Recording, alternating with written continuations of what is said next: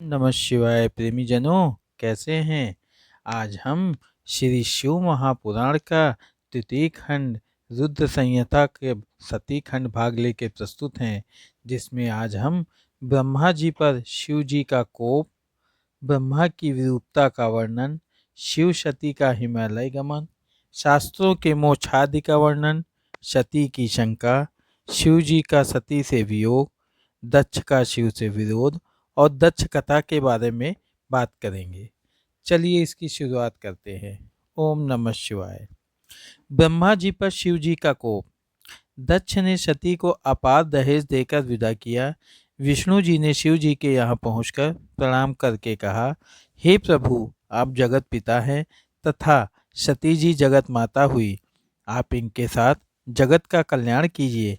ब्रह्मा जी ने बताया, शिव जी और सती ने मेरी आज्ञा से अग्नि की प्रदक्षिणा की। नृत्य आदि का उत्सव हुआ। शिव जी की माया ने देवों, मनुष्यों आदि सबको मोहित कर लिया। मैं भी उनकी माया से मोहित हो गया। विवाह के समय सती को देखकर मैं कामासक्त हो गया। मैं सती के मुख को देखने की इच्छा करने लगा, परंतु पतिव्रता सती ने अपना मुख ढक रखा था। मैंने यज्ञ की अग्निकुंड में गीली लकड़ी के द्वारा धुआं कर दिया और सती के मुंह से पर्दा उठाकर उसका मुख देख लिया। उस समय काम वासना से ग्रस्त होकर मेरे वीर की 4 बूंदें पृथ्वी पर गिर पड़ी। यह बात मैंने छिपा ली, परंतु शिव जी ने अपने तीसरे नेत्र द्वारा यह सब देख लिया। वे क्रोध में भरकर त्रिशूल से मुझे मारने दौड़े और कहने लगे, अरे पापात्मा, तूने यह क्या किया, निंदित कार्य कर दिया। विवाह के समय मेरी पत्नी का मुख अनुराग पूर्वक देखा। विष्णु जी के समझाने पर भी शिव जी बोले कि मैं इस पापात्मा को मार डालूंगा।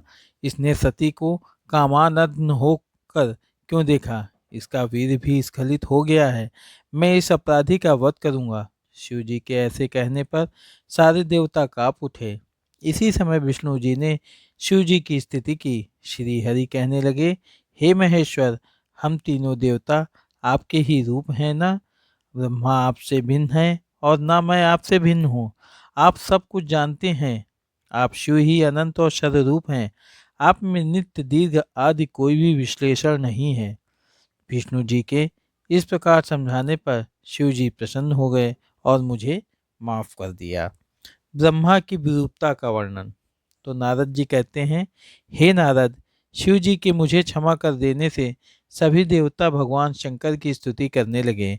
मैंने भी पूरी तरह से उनकी स्तुति की। जब भगवान शंकर सबके सामने मुझसे बोले, हे ब्रह्मा, अब तुम निर्भय हो जाओ और मेरी आज्ञा से अपना मस्तक स्पर्श करो। शिव जी मेरे मस्तक पर जा बैठे और मैंने अपना स्पर्श किया। सब देवों के सामने लज्जित होकर मैंने शिव जी से क्षमा याचना की। मैंने पाप शुद्धि का उपाय पूछा। तुम मेरे दिए इसी रूप से मेरी आराधना करो। मनुष्योचित कार्य करने से मुझे पृथ्वी पर मनुष्य रूप में विचरण करने का आदेश मिला, क्योंकि जब मनुष्य मुझ ब्रह्मा को घूमता देखेंगे तो वे भी पर स्त्री गमन के पाप से बचेंगे। मेरे वीर की 4 बूंदें पृथ्वी पर गिरी थी। इससे आकाश में 4 बादल हुए, शामवत, आवर्त, पुष्कर और द्रोण। ऋषियों को देखते देखते ही ये मेघ बन गए। दक्ष ने विवाह संस्कार के पश्चात शंकर जी को आनंद से विदा किया। कैलाश पहुंचकर सती जी ने गणों का निवास स्थान अपने आश्रम से दूर बनवाया। सब नंदी आदि गण अपने स्थान पर जाकर रहने लगे। एकांत हो जाने पर शंकर जी और सती जी नाना प्रकार से रमण करने लगे। इस प्रकार शिव जी सती के साथ मिलकर कैलाश के कुंजों में तथा हिमालय पर आनंद विहार करने लगे। इसमें शिव के 25 वर्ष व्यतीत हो गए। शिव सती का हिमालय गमन। ब्रह्मा जी ने बताया कि एक दिन वर्षा हो रही थी। सती ने भगवान शंकर से कहा, वर्षा ऋतु आ गई है। अब हमें कैलाश, हिमालय, काशी या पृथ्वी पर रहने योग्य स्थान पर निवास करना चाहिए। इस पर तत्वों के ज्ञाता भगवान शंकर ने कहा, मैं तुम्हारे साथ जहाँ भी रहूँगा वहाँ मेघ नहीं आ सकते। वर्षा काल में भी मेघ हिमालय के नितंब पर ही घूमते रहेंगे, इससे आगे वह भी नहीं जाएंगे। यह समझकर अब तुम्हें जिस पर्वत पर निवास करना हो वह मुझे बताइए। मेरी दृष्टि में गिरिराज हिमालय सर्वोत्तम स्थान है, क्योंकि यह शांत स्थान है। यहाँ पर केवल योगी और मुनि निवास करते हैं। हिमालय की कंदराओं में देव कन्याओं का निवास है। यह सुनकर सती जी ने हिमालय पर ही रहने की इच्छा जताई। सती के कहने पर भगवान शंकर सती को हिमालय पर्वत पर ले गए। वहाँ की प्राकृतिक छटा अनुपम थी। वहाँ पर भगवान शंकर ने सती जी के साथ 10,000 वर्ष तक निवास किया। शास्त्रों के मोक्षादि का वर्णन। ब्रह्मा जी ने बताया कि एक बार सती जी ने भगवान शिव को प्रसन्न देखकर उनसे पूछा, हे कृपा सागर, मैंने बहुत तपस्या करके आपको पाया है। आपके साथ मैं बड़ी प्रसन्न हूँ। हे प्राणेश्वर, अब मैं यह खोज करना चाहती हूँ कि यह जीव संसार में कैसे पार हो सकता है। तब भगवान शिव ने बताया, हे महेश्वरी, विज्ञान ही परम तत्व है। ब्रह्मा का स्मरण करना ही मेरे से परे है। भक्ति विज्ञान की माता है। भक्ति का विरोधी कभी भी विज्ञान को नहीं पा सकता। मैं भी उसी भक्ति के अधीन हूँ। भक्ति सगुण निर्गुण दो प्रकार की होती है। पंडितों ने इनके भी अनेकों भेद बताए हैं। सब युगों में भक्ति की विशेषता श्रवण, कीर्तन, स्मरण, सेवन, दास्यु, अर्चना, वंदना, सख्यता और आत्मसमर्पण रहा है। परंतु कलयुग में भक्ति विशेष फलदायक है। कलयुग में जो मेरी भक्ति करेगा वह सर्वोत्तम कहलाएगा और मैं उसकी सदैव सहायता करूंगा। मैं भक्ति के वश में हूँ। साथ ही शिव जी ने भक्तों का महात्म्य, कथा, इतिहास और वर्णाश्रम धर्म आदि वेदों, शास्त्रों और ज्योतिष शास्त्र तथा अन्य शास्त्रों को तत्वतः कहा है। इस प्रकार कथा प्रसंग बताते हुए उन्होंने हिमालय के दूसरे स्थानों में विहार किया। सती की शंका। एक बार भगवान शंकर सती जी के साथ नंदीश्वर पर बैठकर दंडकारण्य वन में गए। वहां पर उन्होंने सती जी को वह स्थान दिखाया जहां से रावण भगवती सीता जी को हरण करके ले गया था। वहीं पर राम और लक्ष्मण जी वहां की लताओं और वृक्षों से भगवती सीता जी का पता पूछ रहे थे। भगवान शंकर ने श्री राम की जय कहकर प्रणाम किया और भगवान शिव ने उन्हें अपने दर्शन दिए। इस प्रकार भगवान शिव को माया से मोहित होकर सती जी ने पूछा, हे प्राणेश्वर, आप सर्वोच्च हैं एवं सभी देवताओं के प्राणेश्वर हैं, फिर आप में मनुष्यों की तरह वन में विचरते हुए श्याम वर्ण और गौर वर्ण वालों को प्रणाम क्यों किया? ये दोनों मनुष्य कौन हैं? मेरी शंका का समाधान करने की कृपा करें। इस पर भगवान शंकर ने सती जी को बताया, हे देवी, इन्हें मैंने वरदान के प्रभाव से प्रणाम किया है। ये सूर्य वंश में उत्पन्न दशरथ के पुत्र राम और लक्ष्मण हैं। श्याम वर्ण वाले राम हैं जो विष्णु जी के अवतार हैं और गौर वर्ण वाले लक्ष्मण हैं जो शेषावतार हैं। ये पृथ्वी पर साधुजनों की रक्षा तथा कल्याण के लिए अवतरित हुए हैं। इतना बताकर भगवान शिव जी चुप हो गए, परंतु सती जी का संदेह अभी दूर नहीं हुआ था। सती के शंकालुचित को देखकर भगवान शिव जी बोले, हे देवी, यदि तुम्हारे मन में कोई शंका है तो मैं यहाँ पर वृक्ष के नीचे बैठ जाता हूँ। तुम जिस प्रकार चाहो उनकी परीक्षा लेकर अपनी शंका दूर कर सकती हो। मैं यहाँ पर तुम्हारी प्रतीक्षा करूँगा। सती जी ने मन में विचार किया कि इनकी परीक्षा किस प्रकार ली जाए। उन्होंने सोचा, मैं सीता जी का रूप धारण कर राम जी के पास जाऊं। यदि राम वास्तविक रूप से विष्णु के अवतार होंगे तो मुझे पहचान लेंगे, अन्यथा नहीं। जब सीता का रूप धारण कर राम के पास गई तो सती को सीता के रूप में देखकर श्री राम जी ने शिव जी का नाम लेकर मुस्कुराकर उन्हें प्रणाम किया और बोले, हे सती माता, इस समय शिव जी कहाँ हैं? तुम अकेली इस वन में क्यों घूम रही हो? हे माता, आपने अपना रूप त्याग कर यह सीता का रूप क्यों धारण किया? यह सुनकर सती जी को बड़ा आश्चर्य हुआ और लज्जित हो गई।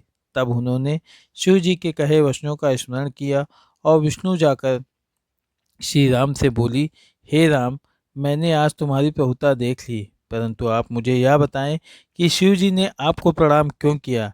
मेरी संदेह को दूर कीजिए। शिव जी का सती से वियोग। श्री राम ने बताया कि हे देवी, एक बार भगवान शंकर ने अपने लोक में विश्वकर्मा को बुलाकर आज्ञा दी कि वे एक मनोहर विस्तृत भवन का निर्माण करें। इस भवन में एक गौशाला भी बनवाई। फिर उस भवन में ब्रह्मा, इंद्र आदि देवताओं, देवियों, ऋषियों, मुनियों, अप्सराओं आदि को बुलाकर उनसे वस्तुओं का संग्रह कराया। नागों की 16 कन्याओं ने मंगलाचार गीत गाए। संगीतज्ञों ने वीणा मृदंगड़ी बजाए। राज्याभिषेक की सभी तैयारी पूर्ण करके उत्तम मुहूर्त में भक्ति पूर्वक दिव्य सिंहासन पर विष्णु जी को बैठाकर अभिषेक किया। शिव जी ने स्वयं विष्णु जी के सिर पर मुकुट बांधा और उन्हें अखंड ऐश्वर्य प्रदान किया।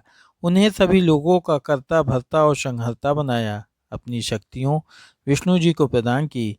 तीनों लोकों में स्वतंत्र और अनेकों लीलाएं करने वाला कहा। सारी माया प्रदान की। अनेकों अवतार लेकर संसार का पालक बनाया। अपने लोक में गोलोक नामक एक स्थान प्रदान किया। ब्रह्मा जी और शिव जी ने उन्हें अखंड ऐश्वर्यशाली बनाकर उन्हें प्रणाम किया। उस समय भगवान विष्णु गोप वंश धारण करके गोप गोपियों और गौओं के स्वामी बने। इस प्रकार अखंड ऐश्वर्य प्रदान करके शिव जी कैलाश को चले गए। उस समय मैंने शिव जी की आज्ञा से ही यह मनुष्य का अवतार 4 रूपों में लिया। पहले में राम, 3 में भरत, लक्ष्मण और शत्रुघ्न। हे देवी, अब मैं पिता की आज्ञा से सीता और लक्ष्मण सहित वन में आया हूँ। यहाँ पर किसी राक्षस ने मेरी पत्नी सीता का हरण कर लिया है। हे माता, आपका दर्शन पाकर मेरा कल्याण हुआ। इस प्रकार श्री राम सती को प्रणाम करके वन में विचरण करने लगे। सती जी ने श्री राम को शिव भक्त जानकर उनकी प्रशंसा करने लगी।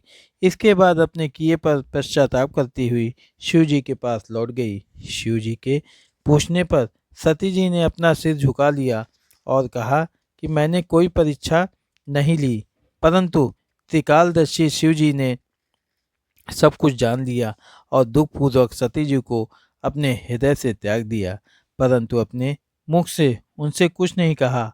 आकाश से आकाशवाणी ने उनकी प्रशंसा की और कहा, तीनों लोकों में ऐसा प्रण पालक कोई नहीं है। इसे सुनकर सती ने उनका प्रण पूछा, परंतु शिव जी ने सती जी को कुछ नहीं बताया। परंतु जगत माता सती सब कुछ समझकर बहुत दुखी हुई।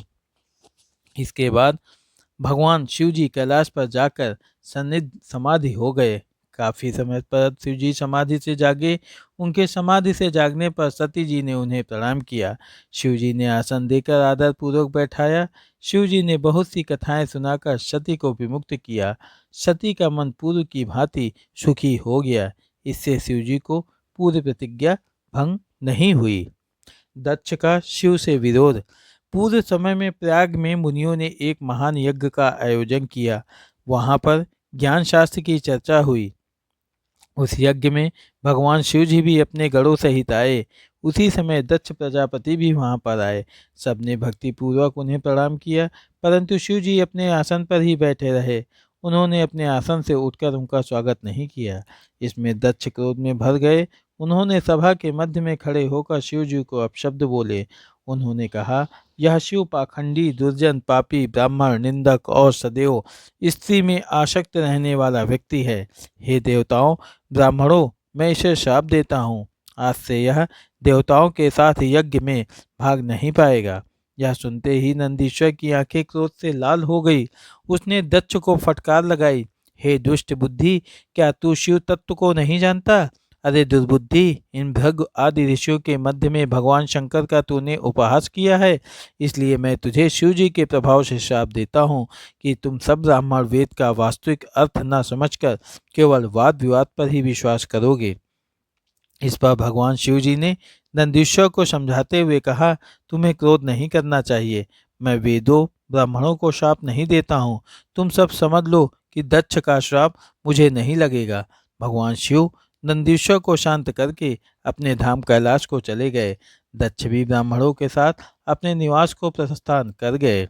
दक्ष कथा। ब्रह्मा जी ने नारद को बताया कि शिव जी के दोह को ध्यान में रखकर दक्ष ने कनकहल में, जो हरिद्वार के पास स्थित है, एक बड़ा भारी यज्ञ किया। इस यज्ञ में भृगु आदि ऋषियों को ऋत्विक बनाया। सभी सिद्ध गंधर्व, विद्याधर, आदित्य, नाग तथा सभी ऋषि मुनियों को बुलाया। ब्रह्मा जी एवं विष्णु जी पार्षदों सहित पधारे, परंतु इस यज्ञ में दक्ष ने शिव जी को नहीं बुलाया। यहाँ तक कि उन्होंने अपनी पुत्री सती को भी नहीं बुलाया।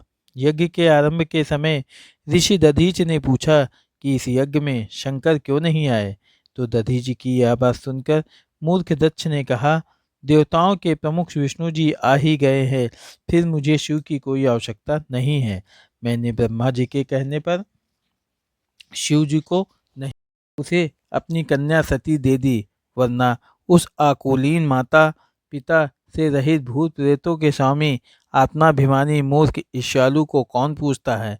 वह इस समय यज्ञ में भाग लेने के योग्य नहीं है, इस कारण मैंने उसे नहीं बुलाया है। मेरे इस यज्ञ को आप सब लोग मिलकर सफल बनाएं। इस पर दधीच ऋषि ने दक्ष से कहा, तुम चाहे जो कहो, परंतु शंकर जी के बिना यह यज्ञ अधूरा है, इसमें तुम सब नाश के भागी बनोगे। इतना कहकर महर्षि दधीच उस यज्ञ को छोड़कर चले गए। इसके साथ ही वहां जितने शिव भक्त थे वो भी दक्ष को श्राप देकर लौट गए। इस पर दक्ष ने हंसकर कहा, शिव भक्त दधीच चला गया तो अच्छा ही हुआ, मैं तो बहिष्कृतों को यज्ञ में रखना पसंद नहीं करता। तब शिव की माया से प्रभावित होकर देवताओं ने यज्ञ को आरंभ कर देवताओं की पूजा की। ओम नमः शिवाय। प्रेमी जनों, आज हमारा शिव महापुराण का तृतीय खंड में कुछ भाग समाप्त हुए। मिलते हैं आगे के भाग को लेके, तब तक के लिए ओम नमः शिवाय। ओम नमः शिवाय।